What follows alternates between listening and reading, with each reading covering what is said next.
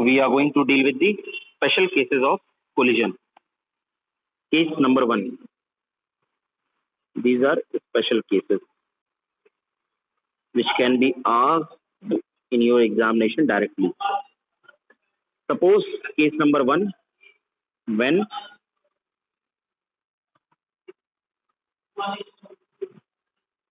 two bodies of equal mass collide. If two masses are equal, तो क्या मैं ये कह सकता हूँ that m1 will be equal to m2, this will be equal to m. तो आपका इलास्टिक कोलिजन में आपने फॉर्मूला क्या निकाला था v1 के लिए? वेलोसिटी निकालने के लिए आपने फॉर्मूला रखा था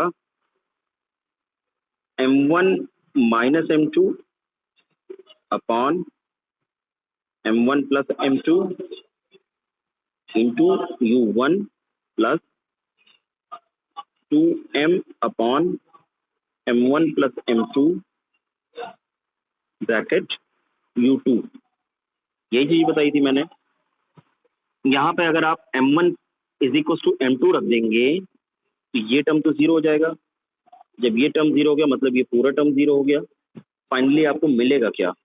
फाइनली आपको मिलेगा final velocity will be equal to 2 into m upon 2m into u2 और ये कैंसिल होकर के आपको ये देगा that v is equals to u2 which means that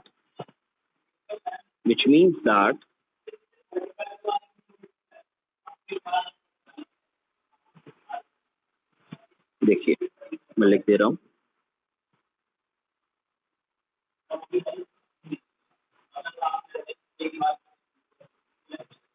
Which means that when two bodies of equal masses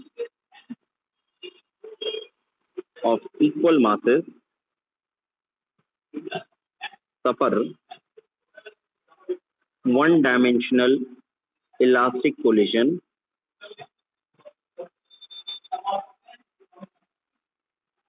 their velocities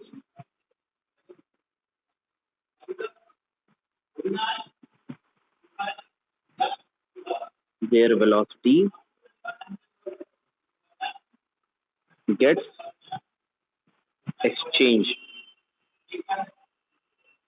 after collision. मतलब आपकी दो बॉडी मूव कर रही थी, आपने एक बॉडी यहाँ लिया, दूसरा बॉडी ये लिया, इसकी वेलोसिटी u1 थी, इसकी वेलोसिटी u2 थी और कोलिजन हुआ तो आपने कहा कि सर ये बॉडी v1 वेलोसिटी से मूव करेगी और ये बॉडी v2 वेलोसिटी से मूव करेगी. तो v1 और v2 की वैल्यू क्या हो जाएगी बेटा? v1 की वैल्यू आपकी u1 के इक्वल आएगी और v2 की वैल्यू आपकी u2 के वैल्यू के बराबर आएगी. This was the special case when two bodies have equal masses. What's the point? Now, when the two bodies collide against a stationary object, तो वहां पर क्या हो जाएगा कि जब दोनों के case number 2, that was the case number 1. This is the case number 2 when body collide against stationary object. Stationary object mean आपकी u2 की वेलोसिटी क्या हो गई? 0 और मास क्या है? हमने कहा मास है same, m1 is equal to m2 is equal to m. तो आपकी v1 की वेलोसिटी एक्सचेंज होने के बाद क्या आ जाएगी? 0. ठीक. और v2 की वेलोसिटी क्या आएगी? ये एक्सचेंज हो जाएगी क्योंकि इनिशियल बॉडी जो आपकी पहली बॉडी थी वो u1 वेलोसिटी से जा रही थी. तो this was the all case about the elastic collision, inelastic collision and what are the special cases of it. तो इस चीज को ध्यान रखेंगे, इस पर बेस्ड न्यूमेरिकल करेंगे और आगे पढ़ेंगे इसका. तो आई थिंक ये चैप्टर यहाँ पर जाकर के आपका खत्म होता है, elastic collision and elastic collision.